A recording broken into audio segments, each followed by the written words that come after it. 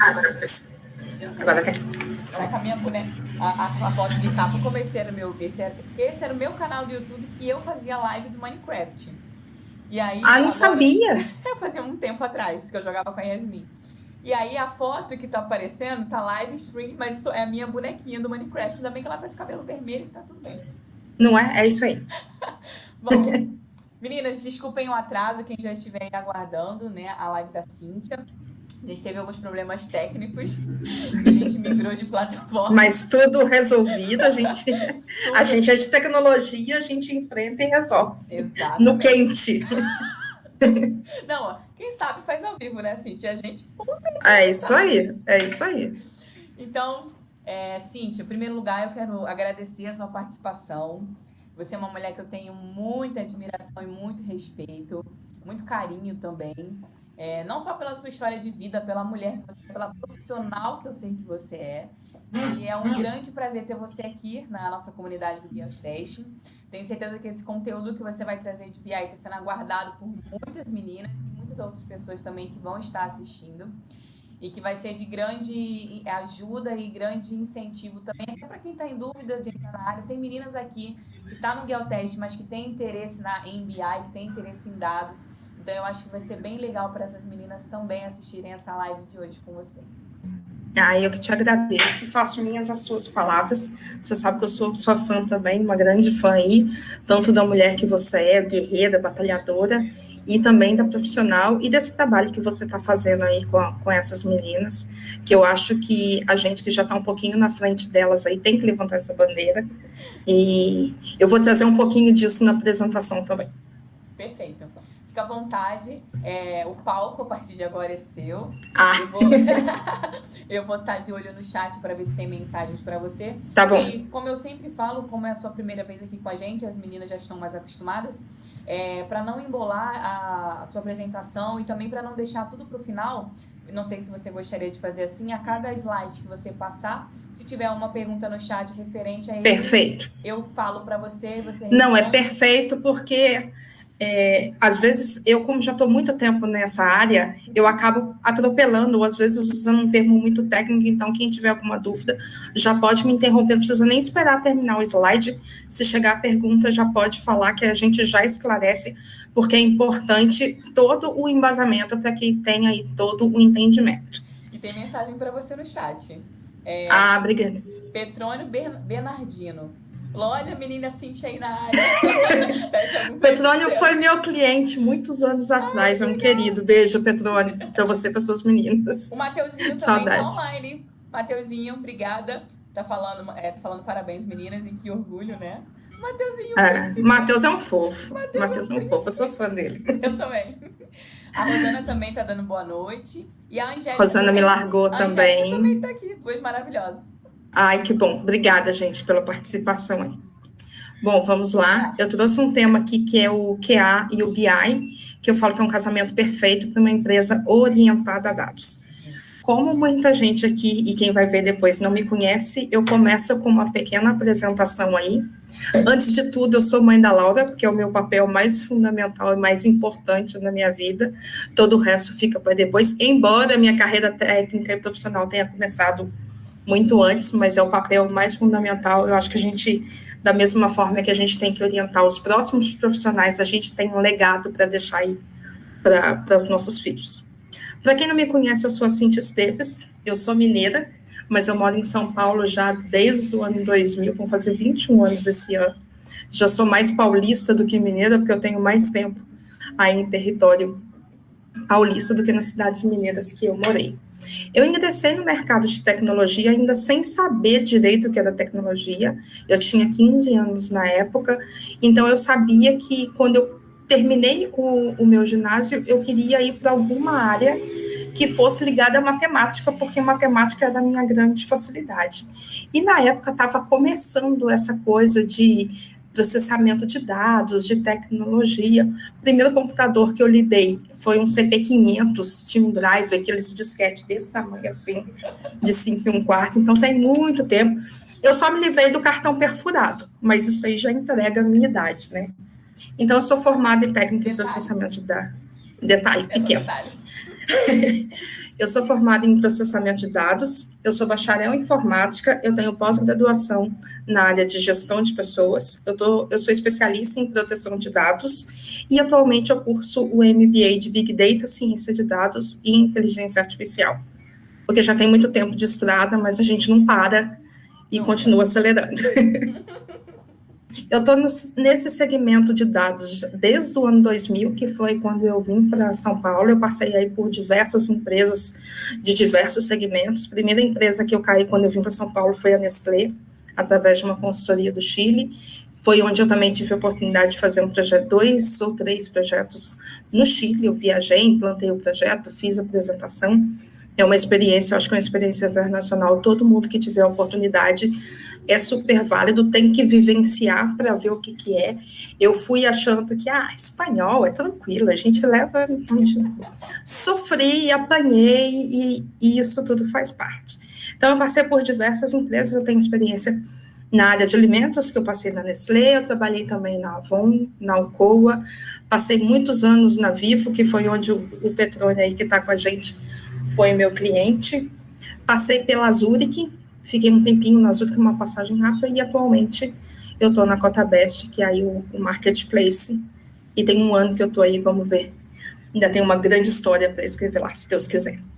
E aí, quem quiser entrar em contato depois e quiser meu histórico mais completo, tem aí no meu LinkedIn, vai ser um prazer ter vocês lá. Eu comecei aqui essa apresentação e eu achei importante trazer um embasamento do que é BI, porque antes de eu entrar em quais são as dores hoje que o BI tem e que um QA especializado na área de BI, essa visão de BI teria, eu achei importante trazer as pessoas e fazer um embasamento do que é o BI. O BI, ele é toda uma parte estratégica para a consolidação de informações das companhias, das diversas áreas de negócios e dos diversos sistemas que a companhia possui. Trazendo em alguma... Por exemplo, quando você fala no mercado de seguros, o sistema que faz a cotação das apólices de seguro e o sistema que faz efetivamente o lançamento da apólice, eles são sistemas distintos.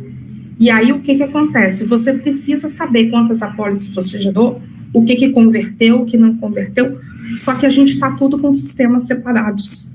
E, às vezes, o corretor, na hora que vai lançar uma cotação, ele coloca lá Cone Menezes, correto? Na hora que vai fazer a apólice, ele coloca Cone Menezes da Silva e a gente precisa fazer tudo isso se conversar. Então, a gente tem que fazer tudo.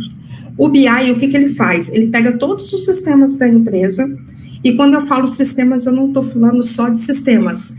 As áreas de negócios têm muita coisa planilhada, tem muita coisa que a gente chama no mercado de telecomunicações, que é a palitagem, que os próprios vendedores de loja têm, às vezes, um arquivo Notepad, que ele vai falando o que ele vai fazendo, e o BI, ele consolida todas essas informações. E aí é onde vem a estratégia de quem é o cliente que entrou numa loja, mas que converteu em outra loja, quem é o cliente que entrou no meu marketplace através de uma propaganda que eu tinha no Instagram, e não entrou por uma busca orgânica no Google. Então, o BI é onde a gente faz, eu falo que a mágica acontecer de transacionar todas essas informações. Aqui, eu trouxe um slide que é uma coisa que as pessoas confundem muito, que é BI.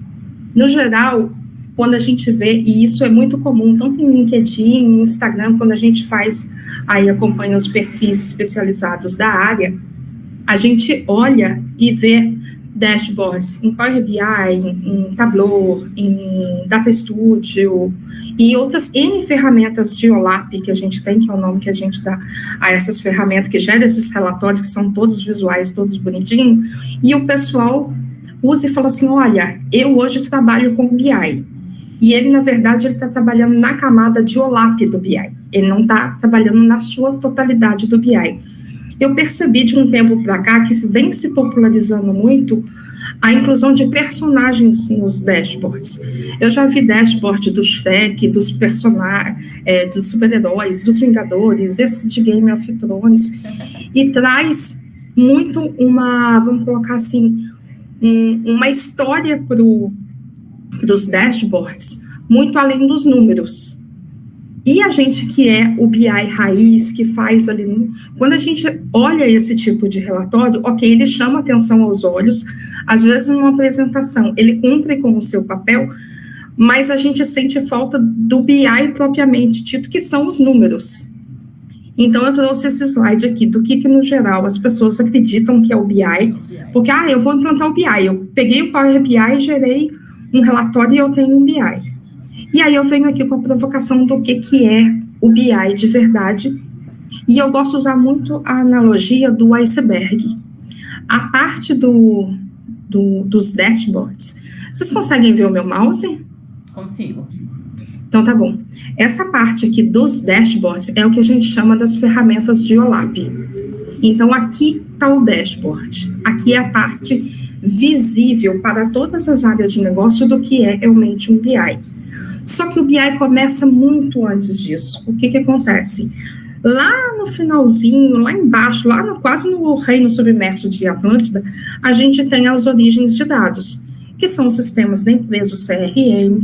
Eu tenho os arquivos que a gente coleta de rede social, de Google Analytics, de Instagram, de LinkedIn, todas essas fontes de dados. Os arquivos que eu falei de áreas de negócios, e muitas vezes eu tenho sistemas regulatórios.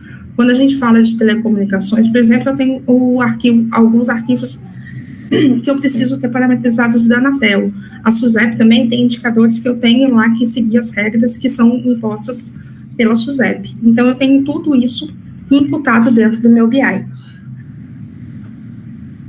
Então, desculpa, gente, que vai secando a garganta. Eu tenho todos esses sistemas, e aí eu gero aqui, eu faço a leitura de todos esses bancos de dados, todos os formatos de arquivos que eu tenho na minha companhia, e eu faço o que a gente chama de ingestão, que é o quê? Eu tenho um banco de dados aqui, que ele é gigante, que é o nosso Data Warehouse, que é onde eu consolido a informação de todos esses sistemas, com as regras de negócio de cada uma das áreas de negócio, com os devidos ajustes de qualidade, porque eu preciso fazer um tratamento de qualidade, porque se o meu dado não estiver com qualidade, eu posso inferir informações que elas não são verdadeiras, eu posso dar, por exemplo, para uma área de gestão de campanhas, uma informação que um produto está sendo mais comercializado, quando, na verdade, ele não está sendo tão comercializado, ou que ele está tendo uma rentabilidade maior do que ele está tendo, na verdade. Então, eu consolido todas essas informações. Gente, peraí, só um pouquinho. Desculpa. E aí, eu começo a entrar aqui na parte do QA. Onde o QA atuaria na área de BR? Exatamente aqui, nessa parte do ETL, que é onde a gente faz a mágica acontecer. Essa parte aqui do ETL é o coração do BI. É aqui que tudo acontece.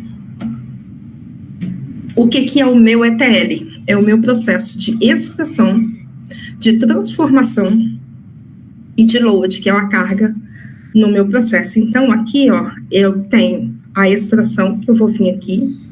Aqui eu tenho a parte toda de transformação, que eu vou fazer a injeção naquele banco de dados para que os dashboards consigam finalizar. Eu gostei bastante dessa animação aqui, porque ele deixa bem claro que são vários bancos de dados que estão fornecendo informação o tempo todo para a gente.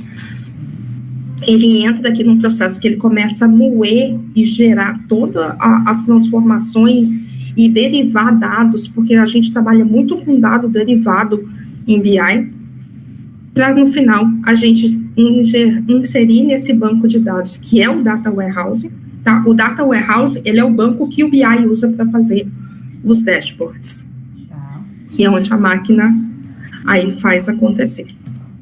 Como que acontece um processo de transformação? A gente tem o que a gente chama de pipeline.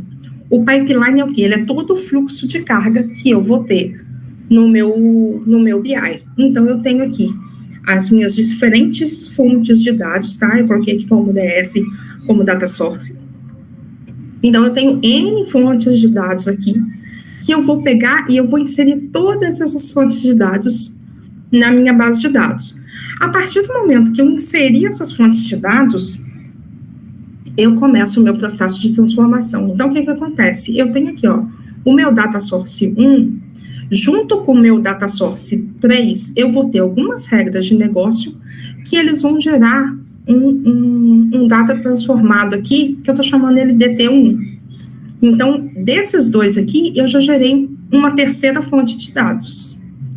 Dessa fonte de dados aqui, que eu acabei de gerar, do DT1, quando eu junto ele com o meu DSY, eu vou gerar ele, o meu DTE.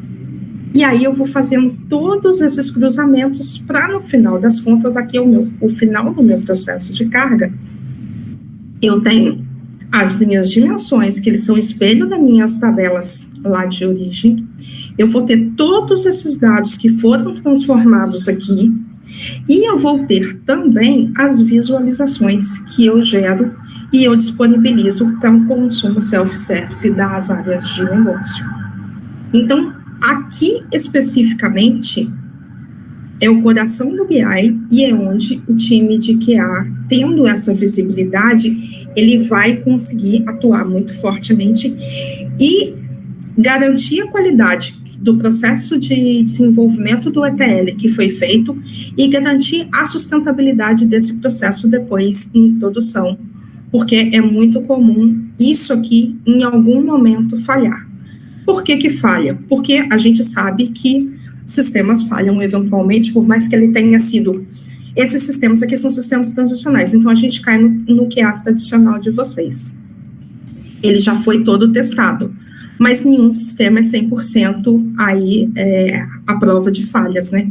Então, havendo alguma falha, imagina que hoje é quarta, né? Hoje, quarta-feira, deu uma falha no sistema 1. Então, ele vai dar falha no BI. Aí, amanhã, quinta-feira, deu uma falha no sistema 3. Ele vai dar falha no BI. Aí, depois de amanhã, tem uma falha no sistema Y. Ele vai dar falha no BI. No final, todos os sistemas transacionais que apresentam algum tipo de falha, eles estão desembocando no BI, e o BI, ele contém aí o somatório de todas as falhas, e a gente precisa de um processo muito robusto de transformação para que essas falhas sejam minimizadas do lado do BI. Tá, Cíntia, tem uma pergunta. Diga. A Carolina Veiga está perguntando se os dados são carregados no DataWare, né? Depois dos processos de extração e transformação. Isso. Na verdade, o que acontece? A partir do momento que eu extraio data, eu pego esse meu data warehouse e eu segmento ele. A primeira camada do meu data warehouse, a gente chama ela de uma camada de stage, que é o quê? Onde eu pego os dados da minha origem e insiro ele como um espelho do dado como ele está na origem. A partir daquela camada de stage, eu tenho uma segunda camada que eu chamo ela de camada de work, que é uma área de trabalho, que é onde eu faço toda a parte da transformação. E a última camada, que é o que eu chamo de target, é onde eu pego o dado já todo trabalhado e deposito, que é onde a minha área de negócios e o pessoal que vai desenvolver os OLAPs vão ler. Então, o meu Data Warehouse ele é segmentado em 3 camadas: Stage, Work e Target. Tá bom? Ok. Só essa? Só. Então, tá bom. Então, vamos entrar aqui onde o pessoal de QA realmente vai conseguir fazer. É muito comum, Cone, você até acho que foi ontem ou antes de ontem, essa semana, você compartilhou, né, um gifzinho que é muito comum da gente ver no Instagram, que é o QA brigando, né, e o desenvolvedor falando, não, a minha máquina funcionou. Sim. E isso em BI não é diferente, gente, acontece a mesma coisa. Não, mas eu testei todo o processo de TL e ele estava funcionando. E aí eu deixei aqui toda essa parte aqui eu acho que fica mais claro para vocês.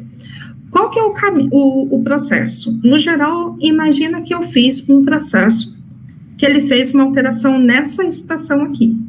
Ele vai ter que passar por tudo isso aqui e garantir que ele chega lá na outra ponta da forma como ele chegava antes.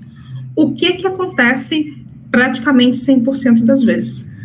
É testado o caminho feliz. Então, acontece, eu vou gerar o meu arquivo, o meu processo de citação, ele vai ser executado, meu processo foi executado com sucesso e o meu arquivo que foi gerado para o BI está executado com sucesso. O que eles fazem? Eles pegam, testam esse processo daqui até essa entrada aqui. Rodou com sucesso, ele dá como entregue e vida que segue. O que o QA pode agregar para a gente? Ele começar a olhar no caminho infeliz. Por exemplo, ok, o seu processo hoje executou, eu tinha uma estimativa lá de ter 1.000 registros e ele gerou um arquivo com 950 registros. Beleza, para mim está validado, a gente sabe que tem uma variação. Mas o que vai acontecer se esse meu arquivo for gerado zerado? Eu vou fazer um input lá do arquivo zerado e eu quero ver o que vai acontecer com essa carga. Se ele vai dar um problema, se o meu pipeline vai cair, se ele vai carregar numa tabela de rejeitados, se ele vai carregar na minha tabela target final e vai virar uma bagunça depois para executar e fazer essa ingestão desse dado. Então, isso é uma possibilidade e uma ajuda que o QA também poderia fazer de muita valia para a gente. Outra coisa é forçar essa queda no processo de citação. Imagina o seguinte, eu dou o start no processo de citação e esse processo de citação leva meia hora para executar. Eu deixo ele executando 3 minutos, 4 minutos e interrompo esse processo. E começo de novo. Por quê? Para ver se ele vai retomar o arquivo do ponto que ele parou para frente, ou se ele vai expurgar aquele arquivo e gerar um arquivo do ponto da última citação dele para frente, para que não tenha buracos no BI, ou se ele vai simplesmente gerar o buraco daquele processo que foi interrompido dali para frente. Então, é olhar esse caminho infeliz que hoje é uma grande dor. A gente não tem quem olhe isso, e isso vai ser identificado quando o processo já está em produção. E aí vira um pandemônio, porque aí você chega para trabalhar, o BI já rodou, porque processos de BI rodam na madrugada, e aí você chega, o dado não está carregado, a área de negócio precisa da informação do dia anterior para tomar uma decisão, principalmente pessoal de vendas, que eles fazem o acompanhamento, tem meta para acompanhamento, e se isso acontece no final de mês, já ali quase no corte da virada de meta, aí vira um desespero para fazer isso, e às vezes o problema está lá na estação. Posso seguir? Pode. Então, tá bom. Aqui eu vou passando a parte da transformação de dados. Então, a gente já saiu daqui, o QA já me ajudou e já garantiu as falhas que a gente tem mais comuns hoje para eu conseguir replicar durante os testes como que o processo vai se comportar. Aí ele começa a fazer essa validação aqui, que é uma validação muito mais pesada, porque aqui eu tenho um monte de regra de negócios, então eu tenho que ter, o pessoal quando passa para o QA fazer essa validação, ele tem que passar muito mais informações para que a gente tenha a qualidade um pouco mais apurada. Eu não estou entrando aqui nesse cenário na validação do dado, mas só na validação do processo em si, tá? Então, o que o QA não, hoje o meu desenvolvimento ele faz? Eles fazem a avaliação de todos os processos de transformação se eles forem executados. Ele tem um arquivo de input, ele rodou ponta a ponta, finalizou com sucesso e eu tenho volumes dentro da tabela. Acabou por aí, eles não validam nada além disso. E se o volume de registros na tabela final está dentro do esperado, informado pelas áreas de desenvolvimento. O que é isso? Meu arquivo de input tinha 1.000 linhas. Eu tenho que ter uma seletividade de 90% na carga. Ele carregou 900 linhas, beleza, meu processo está validado. E aqui acaba o meu processo de validação. Certo. O que o QA pode agregar? Ele pode forçar a execução de uma transformação de dados com um arquivo vazio. O que vai acontecer com isso? Ele vai dar prosseguimento, ele não vai, ele vai alarmar. O que vai acontecer? No geral, é muito difícil a gente pegar algum desenvolvedor que faz esse tipo de teste. Outra coisa, forçar a reexecução do processo com o mesmo arquivo de input utilizado anteriormente. Imagina que eu peguei esse arquivo de 1.000 linhas processei, ele rodou e me entregou 90 linhas na minha tabela final. Eu vou lá e falo, eu preciso garantir que esse processo não vai gerar duplicidade. O que eu faço? Eu reexecuto esse processo. Eu não sei quantas vezes na vida eu já vi o processo rodar, aí ele gera 2 vezes a massa de dados, aí você roda de novo, já 3 vezes, e aí imagina se você está fazendo a apuração de total de vendas, e você só está pegando o somatório do valor, você estoura, aí você vai ver rodar o arquivo 5 vezes. Não é mentira, eu não vou dizer qual empresa isso aconteceu, mas eu já vi um processo ser rodado 32 vezes. Porque não, eu fiquei com 3 metros no dia, o dia que eu vi isso. Falei, gente, 32 vezes, é impossível. A pessoa não tinha nada para fazer. Ela ficou ali rodando o processo o dia inteiro. Mas, enfim, deu um belo de um problema, aí a gente entra com correção emergencial, aí a gente tem que desenvolver o script na mão, é uma dor bem grande. E outra coisa é forçar o avanço do pipeline após um dos passos terem falhados. Eu vou voltar aqui no desenho do meu pipeline, porque eu acho que vai ficar mais fácil.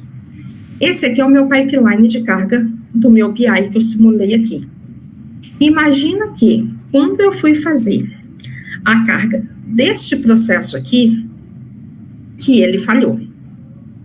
E aí, o pessoal que monitora a carga, ele olhou e falou, o DT1 aqui falhou.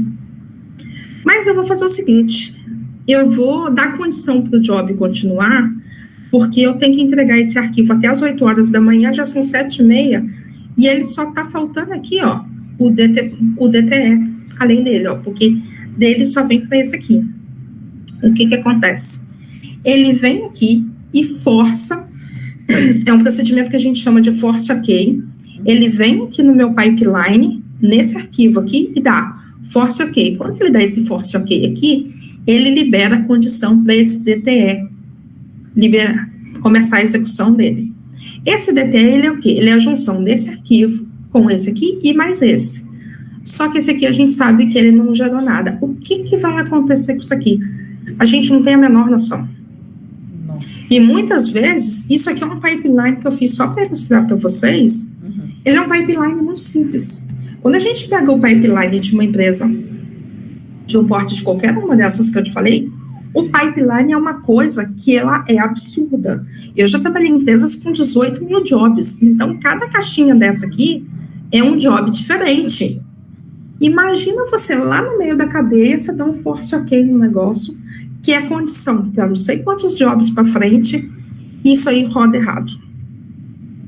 Para restaurar isso é muito difícil. Então essa é uma parte que o QA precisa fazer alguns pontos do tipo, ok, eu vou pegar esse pipeline, pegar o mapa do pipeline, óbvio que você não vai analisar todo o pipeline, mas ok, essa tabela aqui foi feita a estação que eu acabei de validar aqui, qual que é o caminho para ele chegar lá na ponta do meu target, do meu data warehouse? Eu tenho que testar todos esses processos. E eu vou gerar algumas falhas no meio do caminho para ver como o processo se comporta. O ideal é o quê? Ele deu force OK, porque provavelmente ele não tem um arquivo no dia e ele não vai ter tão cedo. Pode ser que aquele tabela ali, por exemplo, um caso fictício, ele é uma tabela de cadastro de clientes.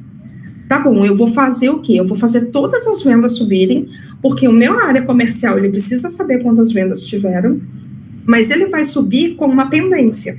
Porque amanhã, quando chegar o arquivo diferencial de clientes, eu vou voltar nas vendas de hoje e eu vou marcar quem fez cada uma daqueles pedidos. Beleza, tá validado. Raramente isso acontece. Então, isso é um ponto que quem está olhando a validação do BI como um todo tem que ter em mente. E aqui a carga final dos dados, que no geral também eles fazem só, eu tenho o arquivo gerado aqui na transformação, e eu faço o load aqui, e valida se o volume de registro disponibilizado está ali dentro do data warehouse. Ah, tá bom, a minha tabela de pedidos está carregada? Tá, tem pedido para hoje? Tem. Tá em curva dos dias? Tá validado. E segue. O que acontece é fazer a reexecução, para ver se a gente não tem essa duplicidade. Não só a execução da transformação de forma duplicada, tá? Mas a da carga. Eu também já vi cenários que a transformação estava tratada, mas eles não pensaram no cenário de carregar para a camada de target, que é a camada final, mais de uma vez, e acabou duplicando o dado de novo. Certo. Tá bom? E aqui eu trouxe uma pimentinha para quem está aí. Eu sei que tem algumas pessoas que estão começando a pensar em QA, estão começando a fazer. A gente tem também a pessoa que é o analista de qualidade de dados, que ele não é o QA que vai fazer a análise do processo de BI propriamente, mas ele vai fazer a análise de como esses dados foram populados.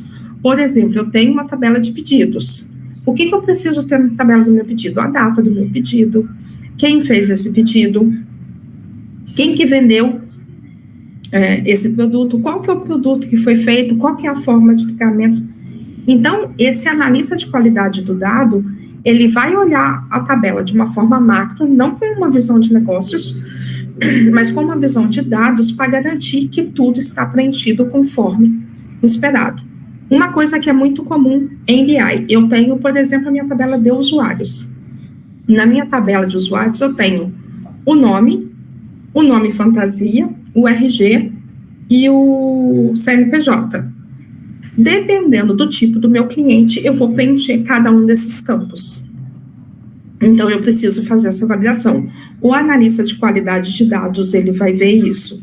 Outra coisa que ele vai ver. Lembra que eu falei no início que eu vou ter, em algumas empresas, sistemas distintos para fazer cotação e a policy, ou para fazer cotação e venda de produtos. E eu tenho isso separado. Como que eu sei que a Cone, que está escrito com um N numa plataforma, é a mesma que a Cone que está com dois N's? Exatamente. E aí, esse analista de qualidade de dados que vai começar a olhar e falar, gente, vamos lá. Eu tenho aqui, para endereço, Avenida Paulista, com pontuação, Avenida Paulista toda escrita em extenso, AV Paulista, eu tenho um monte de coisa.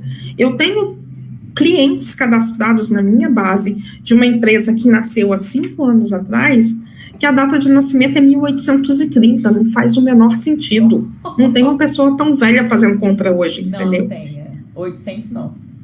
Pois 1830 não tem. E da mesma forma, eu também posso ter pessoas com a data de nascimento lá na frente. Então, essa pessoa, ela fica focada em olhar a qualidade do dado. Se eu vou fazer, por exemplo, eu tenho lá a minha tabela de pedidos, aí tem lá forma de pagamento, Pix, número do Pix, ok, eu tenho lá a chave do meu Pix, forma de pagamento, dinheiro, número, ele tem que colocar lá, não se aplica. Por quê? Porque pela qualidade do BI e como métricas e melhores práticas, todo o campo do BI, ele tem que ter uma informação, nem que seja, não se aplica, não informado. Sim. É o que eu falei na hora, desculpa, gente, que deu aquele problema no meu pipeline, que eu dei um force ok no meu job. Ok, eu olhei e falei, olha, isso aqui é a tabela de clientes, que eu tive um problema lá no meu transacional, que só vai ser liberado hoje no final do dia. Eu vou forçar todos os meus clientes dos meus pedidos de ontem, eles vão ser carregados como não informado. Quem olhar vai falar, mas Cíntia, eu estou olhando o relatório aqui, eu tenho 3.000 pedidos como não informado. Tivemos um problema no transacional, amanhã essa informação vai ser regularizada. E o meu processo de ETL tem que ter inteligência para saber que hoje eu tive um problema e que eu preciso fazer uma repescagem desses pedidos para que amanhã eu atualize o cliente. Mas quando a minha área de negócios olhar, ele vai ter o número do pedido, a forma de pagamento, tudo bonitinho. No cliente, ele vai estar não informado. Por quê? Porque eu tive um problema e aí está lá que o meu BI passou naquele campo e preencheu corretamente. Entendi. Tá? Isso é bem importante. Aí seria, porque um analista o QA é o Quality Assurance, né? Que é a garantia de qualidade. Aí, isso aí. O analista de qualidade de dados é o Data Quality. É o Data Quality, é isso aí. Tá. tá? Então, eu já deixei uma pimentinha aqui, porque como tem gente que está nesse momento de transição de carreira, Sim. e até no grupo lá eu vejo o pessoal às vezes falando, gente, eu estou começando a investigar agora, é uma parte de qualidade também, Sim. que é um mercado que está abrindo de uma forma absurda. Imagina. A gente está com falta de profissional, então é uma pimentinha, se alguém quiser trocar figurinha, depois me chama lá no LinkedIn, que vai ser um prazer. Eu não sei se a Lena está nos assistindo, a Rô deve estar com certeza, que é amiga da Lena. Depois falar para a Lena se ela não está assistindo, eu vou assistir o vídeo, porque eu acho que a Lena vai gostar dessas informações. Sim, com certeza. E o que eu trago aqui como um diferencial para um bom QA, não só da área de BI, mas um QA como um todo? É importantíssimo ter visibilidade das regras de negócio da empresa que você está trabalhando, porque isso vai te trazer muitos insights. Outra coisa, esteja muito próximo das pessoas das áreas de negócio. Eles sabem as dores e todos aqueles problemas. Imagina o seguinte, você está fazendo uma homologação de um pipeline de BI. E por mais, a gente até conversou um pouquinho antes disso, né, Cone? Você conhece toda a parte técnica de QA. Mas quais são as dores da sua área de negócios? Se você está fazendo uma homologação de um processo de BI, você tem que ir atrás das pessoas de BI e falar o que acontece no dia a dia aqui? Porque são eles que vão falar, de vez em quando eu chego, o dado está duplicado. Você fala, opa, o dado está duplicado. E ali ele começa a te dar os insights para que você consiga desenhar qual é o caminho feliz. Então, são os dois lados. Porque quando você recebe uma demanda de desenvolvimento, no geral ele te passa, olha, o processo funciona, você faz a extração do dado, você imputa ele em tal diretório, roda o processo X, o processo Y, o processo Z, entra no dashboard tal e o dado vai estar lá. Ele te passa direitinho o caminho feliz. E aí você começa a ser crítica para questionar as falhas ali daquele caminho feliz. E quem vai te fornecer todos esses insights, no geral, são as pessoas das áreas de negócio.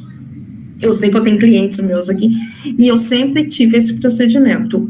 Eu chego para trabalhar em qualquer empresa, eu preciso me aproximar da área de negócios, porque são eles que vão me munir de informação para que eu consiga fazer, seja uma implementação de um software melhor, que vai atender as dores dele, seja atender na área de BI, eu preciso entender quais são as dores da área de negócio. Porque é muito fácil eu chegar e falar, ok, vou fazer um desenho de BI lindo. Vou usar todas as teclas, as técnicas de modelagem de modelo estrela, vou utilizar as melhores práticas de mercado, mas eu não sei o que está doendo em negócio. E às vezes o que está doendo em negócio, eu não preciso de nada disso para estancar um problema deles e conseguir fazer um trabalho melhor. Então isso é muito importante. Outra coisa é, especialmente na área de QA, se mantenha sempre atualizado nas ferramentas de automação, porque é nítido, tem muita coisa que você vai automatizar, porque senão a gente não dá vazão de todas as demandas, mas não perca nunca o seu feeling que cada procedimento pode ter alguma necessidade de alguma implementação manual e de alguma coisa que é muito pontual, que não vale a pena você rever todo um processo já automatizado, é indo pontualmente ali.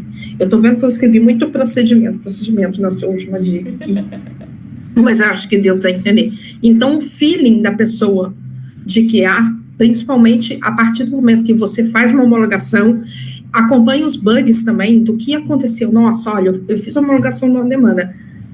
O pessoal que está fazendo o pós-produção dele, faz um acompanhamento que aquilo ali vai te munir de muita informação para a sua evolução como profissional de QA. E o que eu tinha para passar é isso. Agora eu estou aberto para perguntas e dúvidas. Vamos olhar o chat.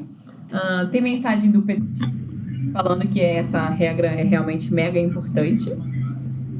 O Matheus te elogiando, né? Você falou que você está dando uma aula.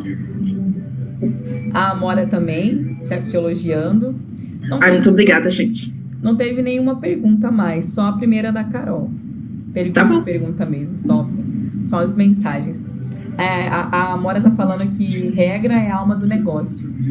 A regra de negócio é a alma do negócio. E, gente, tem...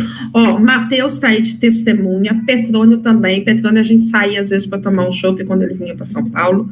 A gente sempre foi muito próximo. A gente tem que ser próximo da área de negócios. Não eu sempre falo isso, gente, você pode ser um técnico de informática, seja programador, desenvolvedor, QA, desenvolvedor ETL, data quality, o que for. Tecnicamente, você pode ser excepcional. Se você não tiver uma parceria fechada com a área de negócios, você não vai desempenhar o que você pode desempenhar, e a área de negócio também não vai desempenhar o que poderia desempenhar se a gente tiver essa parceria. É o que eu sempre falo, que já é o meu clichê, né? Juntos somos mais fortes.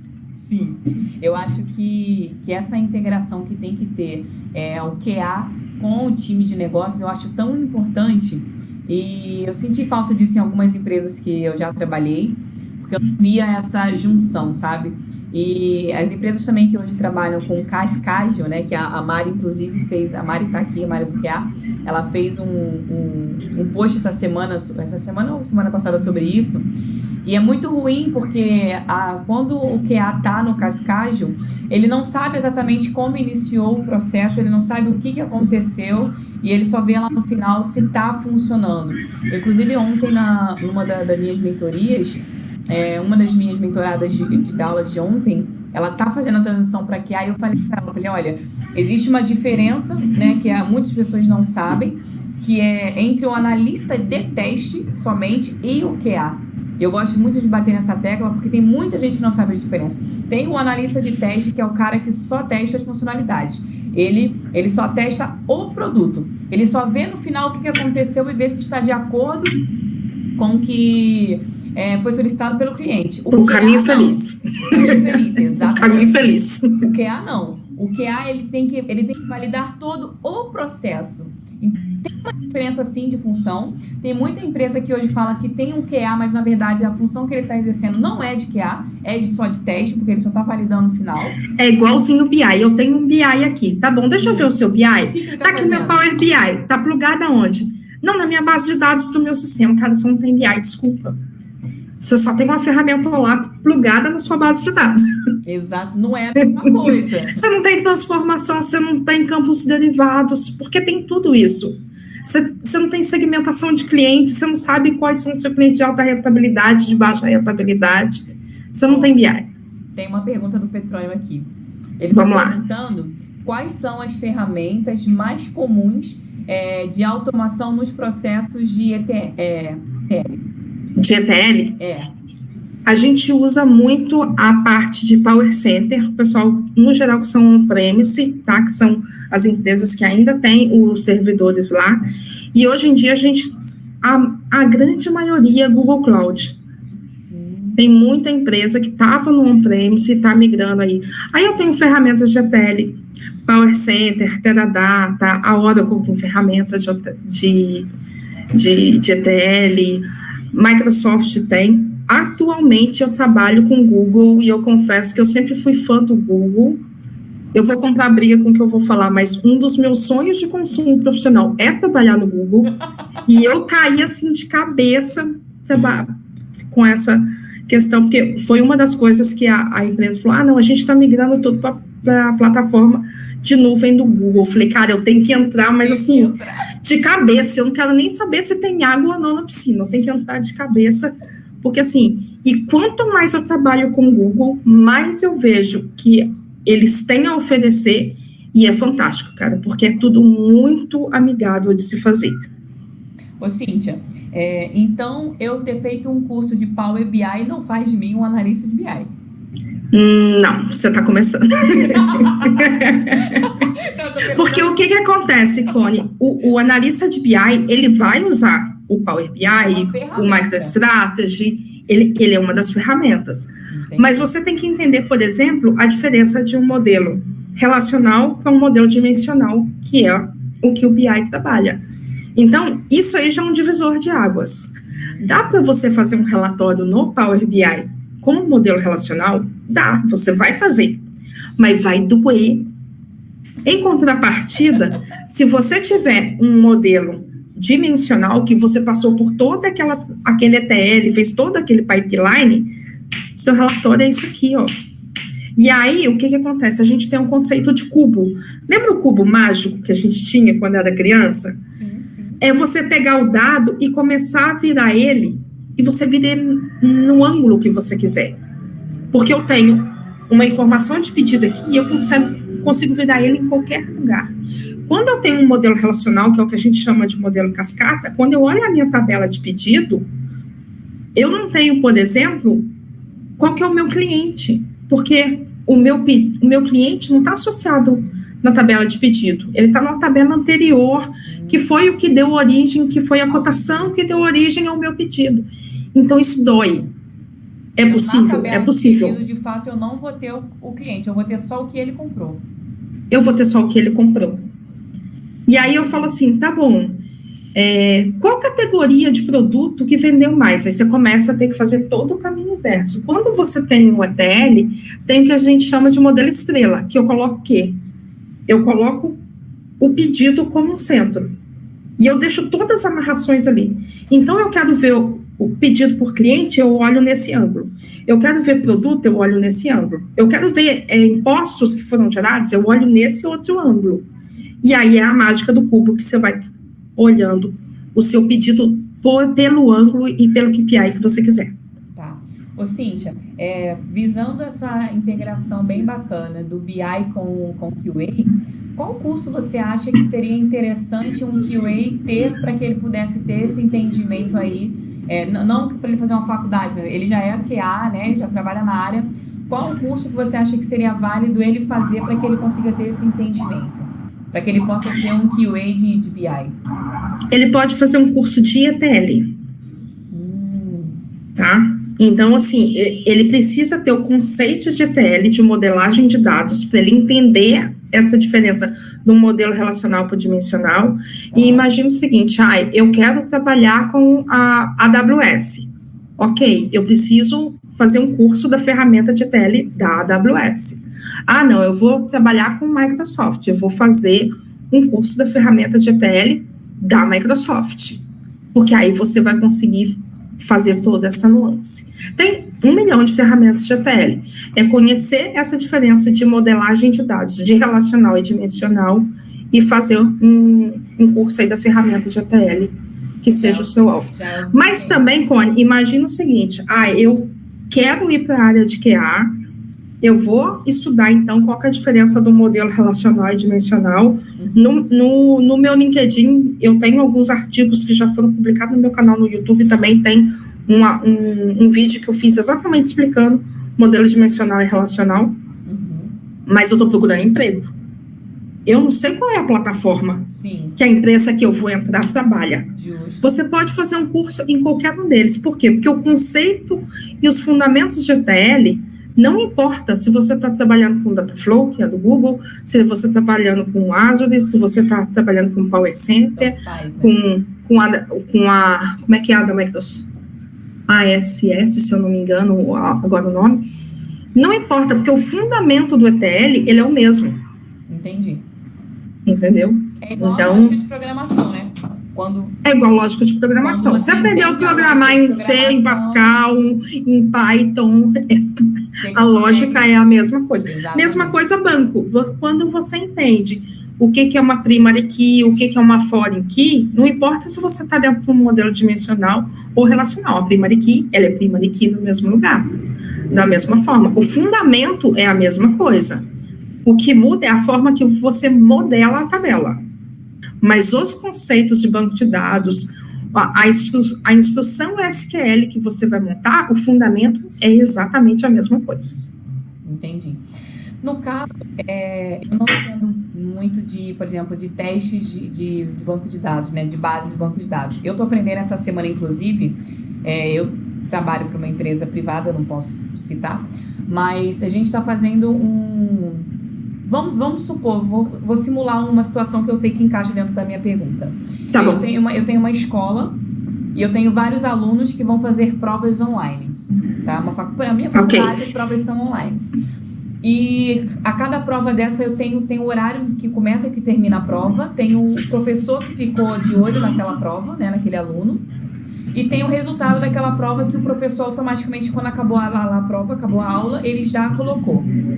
Então, o que eu preciso fazer? Eu preciso buscar no banco de dados informação, eu preciso de uma tabela que me dê um dia específico da semana, que é um dia que teve milhões de aulas, né, várias aulas. Sim. E eu preciso que a tabela me traga quantas respostas o aluno errou, não importa a ordem, só por aluno e quantas respostas ele errou.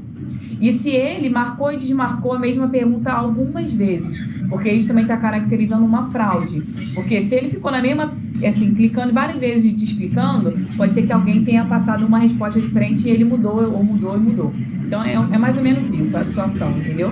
Então, eu preciso, no banco de dados, fazer essa busca. Eu preciso de uma tabela que vai me trazer o nome do aluno, que errou mais de uma vez, e que naquela mesma resposta, alguma coisa ficou suspeita da resposta dele. E aí, por exemplo, eu aprendi a usar essa semana, que eu não sabia, o SQL para fazer esse tipo de consulta dentro do banco de dados que Sim. O nosso banco de dados é um de homologação, não é um de produção. Sim. Não tem todos os dados, obviamente. Mas, assim, eu basicamente só sei, já sabia, né? O select, o where e o delete. Era só o que eu sabia usar e mais nada. Sim. Então, assim, para esse tipo de consulta, você acha que só um curso do SQL seria o suficiente? Sim, com certeza.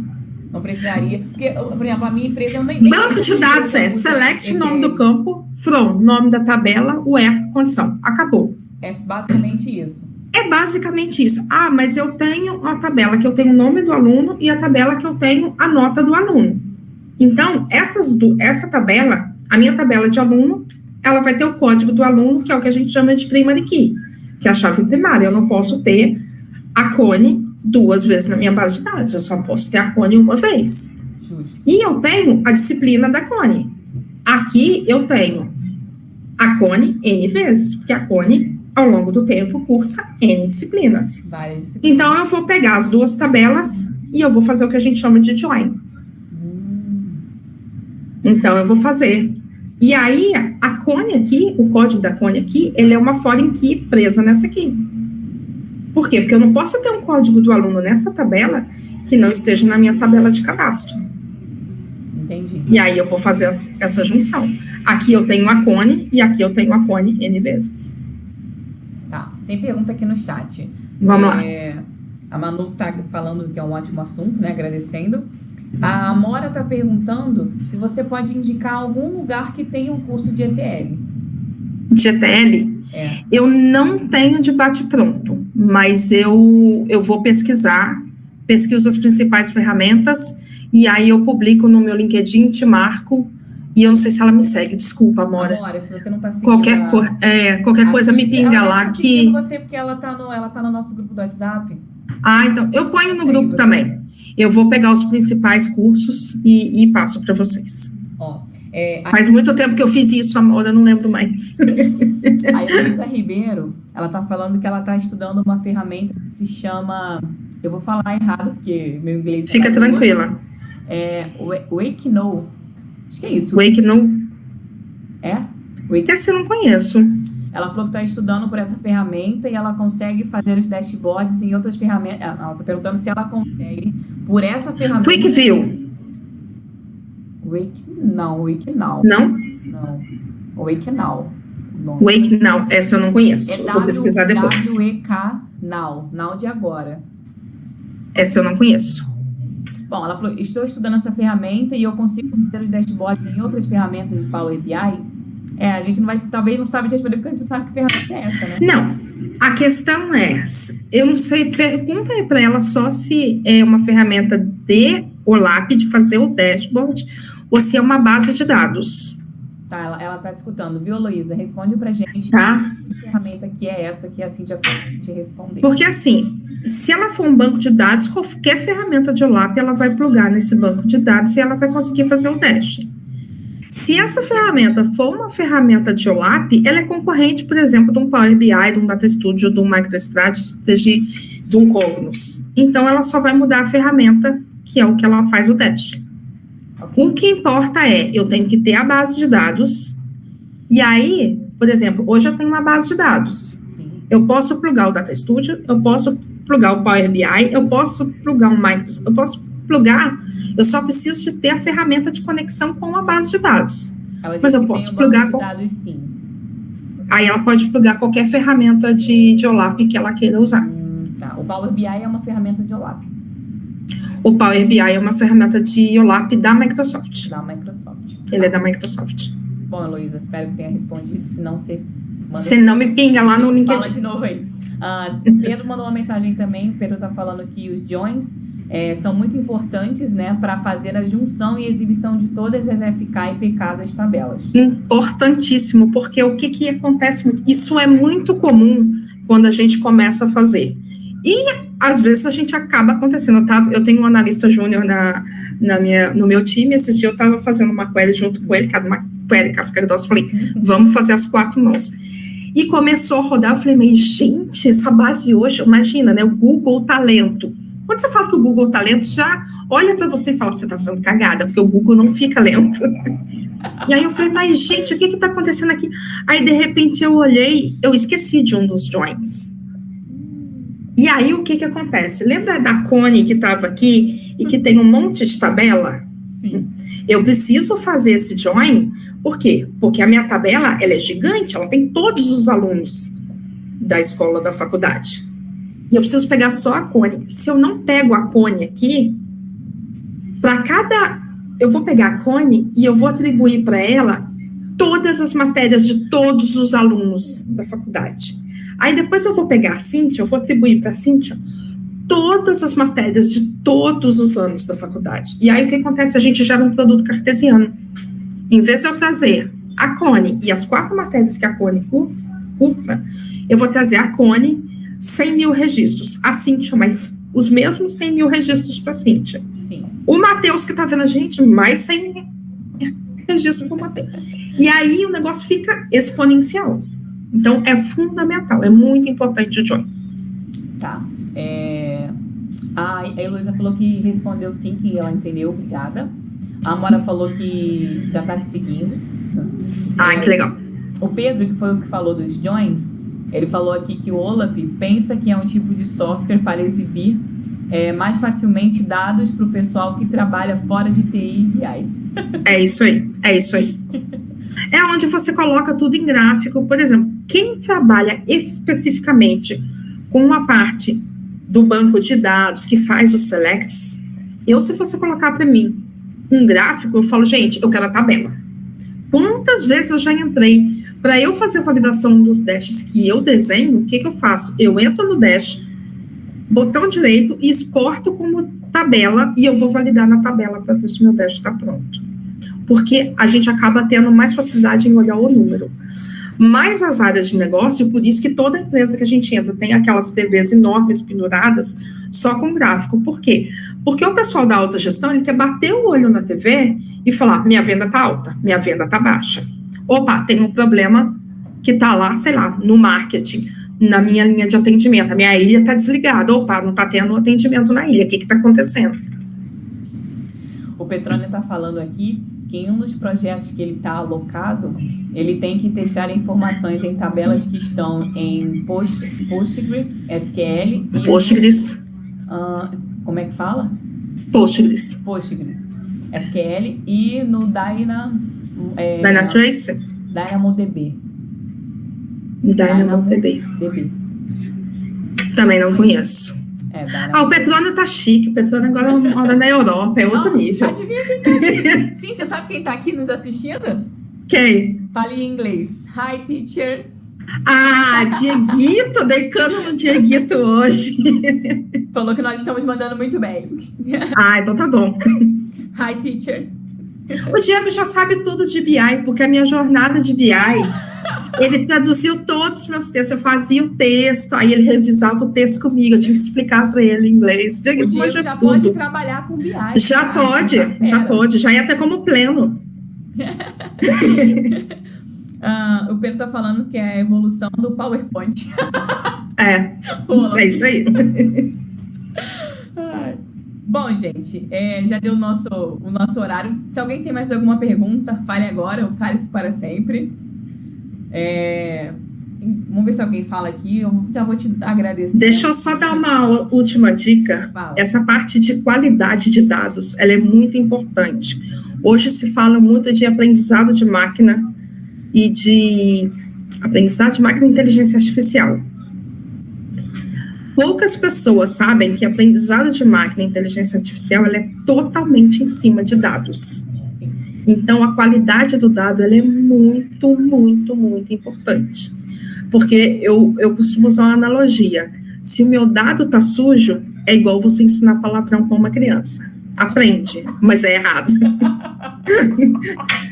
Porque, cara, é isso, o meu dado está todo errado. Tem um caso aí eu não vou citar o nome, né, mas tem um banco que o atendimento virtual começou a falar palavrão no atendimento. Você é uma idiota. Por quê? Porque não teve uma curadoria no processo de inteligência artificial deles. O machine learning começou a rodar em cima desses tipos de expressões que não tinha curadoria.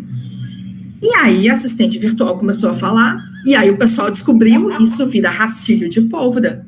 Em tempos de rede social, gente, ensina coisa errada para fulana. O negócio alastrou. Então, isso é muito importante. E para quem quer ir para essa área de dados, que quer realmente partir para uma ciência de dados e conhecer um pouco mais, eu vi um filme dias atrás que é o Code and Bias. Está no Netflix. Ele é fantástico. Ele fala sobre reconhecimento artificial e no quanto é perigoso esses tipos de algoritmo. Qual que é a mensagem que ele traz? Eu não vou dar spoiler, só vou contar mais ou menos qual que é a chamada do filme. É uma menina negra que ela vai estudar e ela tem um projeto de reconhecimento facial. Só que ela descobre que os algoritmos de reconhecimento facial, eles são muito mais assertivos para pessoas de pele clara do que a de pele negra. É fantástico o filme. E eu que trabalho com dados, né, com inferência de informação, com segmentação de cliente, com tudo isso, é um choque. E aí eu acabei comprando um livro e estou estudando um absurdo, porque a gente tem que ter essa preocupação. Em qual estilo? Eu vou fazer... Desculpa, tá no Netflix. No Netflix. Coded Bias. Coded Bias. Tem uma mensagem do Diego Schinda, não sei se o nome dele é exatamente esse. Schinda. Desculpa, Diego, não consigo soletrar o seu sobrenome. Ele perguntou como funciona o custo de uma ferramenta ETL na nuvem e quais as mais utilizadas. Hoje as mais utilizadas são da AWS e da Google. Eu não sei te dizer o custo. Eu sei que deve, assim, porque depende muito da utilização que você está tendo. É o espaço que coloca lá. Mas eu chuto aí por mês uns 2, 3 mil reais para uma utilização baixa. Baixa. Ok. Para uma empresa, sei lá, você imagina o seguinte, eu tenho uma loja e eu quero ter uma ferramenta na nuvem, o custo é alto. Quando você fala de uma gigante, o custo é bem menor do que ter todo um data center on-premise, que você tem o seu prédio, você tem que comprar a sua máquina, tem que fazer migração, você tem que ter toda uma equipe de infra para ficar fazendo atualização de software, sai muito mais barato do que você ter. Tá. A Carolina falou muito obrigada, muito bom que ela sempre procurou o norte sobre esse assunto e ajudou bastante, né, a tudo que você passou. Se tiver dúvida e quiser trocar figurinha depois, só me chamar no LinkedIn. A Angélica falou sobre o documentário que você citou, que é muito incrível. E o restante são parabéns. O Diego agradeceu pela nossa iniciativa. Tá. A Manu estava procurando, o filme já achou. Já colocou na lista. Muito bem, Manuzinha. É isso aí. Depois manda pra gente o que você achou. Sim, depois fazer uma resenha. A gente pode marcar uma resenha depois sobre ele. Vamos fazer. Cíntia, muitíssimo, muitíssimo obrigada pela sua participação, Imagina, pelo seu tempo, pela sua dedicação.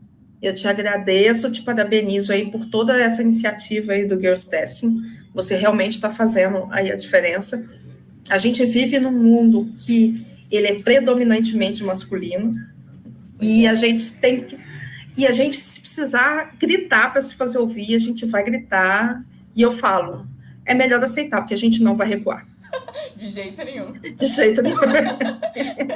É só aceita. Aceita que dói menos. É isso aí. Eu tava brincando, conversando com a menina ontem, que hoje na minha equipe, nós somos em 3 mulheres e 1 rapaz, a minha equipe de QA. Então, a gente já tá ali na qualidade, já dando uma dominada, né? Sim, Então, sim. eu quero ver mais mulheres dominando em outras áreas, não só da tecnologia, né? Tipo, dominando Sim. mesmo, tomando o seu lugar que é de direito, eu acho, sabe?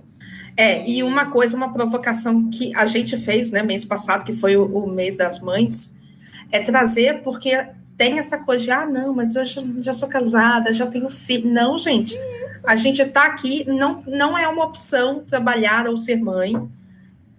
Você pode sim exercer os dois papéis. Você pode ter carreira antes de ser mãe, depois de ser mãe. Depois de ser mãe, e tá tudo certo. Tá tudo certo. É isso aí. É que, na verdade, se você pensar o tipo de mulheres que nós conhecemos, a variedade de mulheres e histórias, você pode ser, se quiser, não o que você quiser. Você decidir. Você só precisa decidir e... É isso aí, pode ser o que quiser. Caminho, né? É isso aí. Bom, as meninas estão agradecendo no chat. Depois, se você quiser, Cíntia, depois você pode dar uma olhada lá no chat também. Né? Sim, vou olhar sim. Quando sair.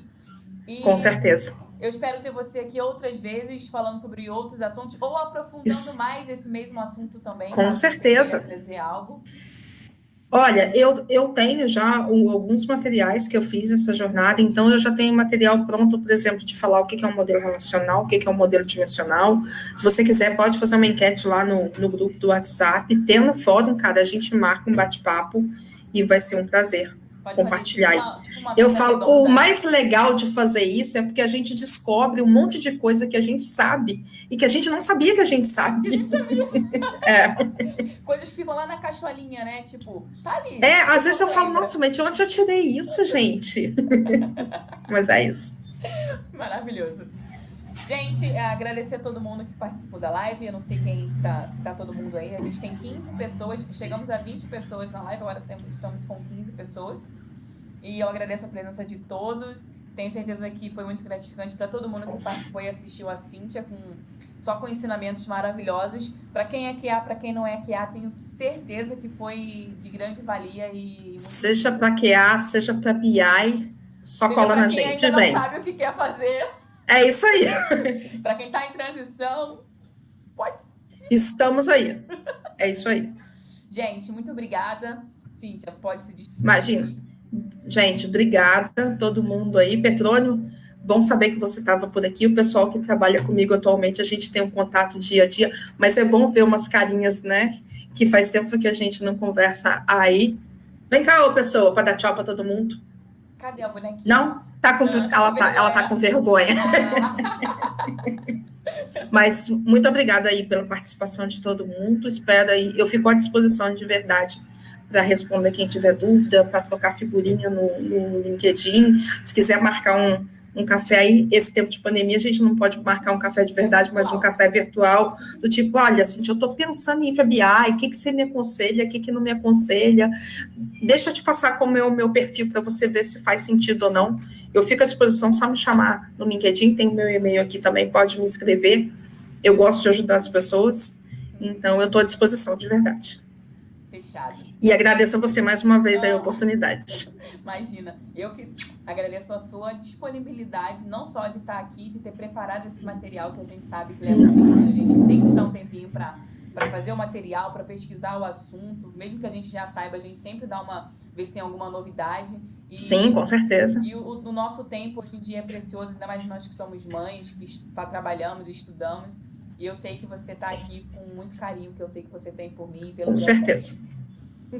É recíproco, eu sei. Tchau, gente. Boa noite. Gente, obrigada. Tchau, tchau. Próxima live. Isso aí. Tchau, tchau. Obrigada. Beijo. Beijo, tchau.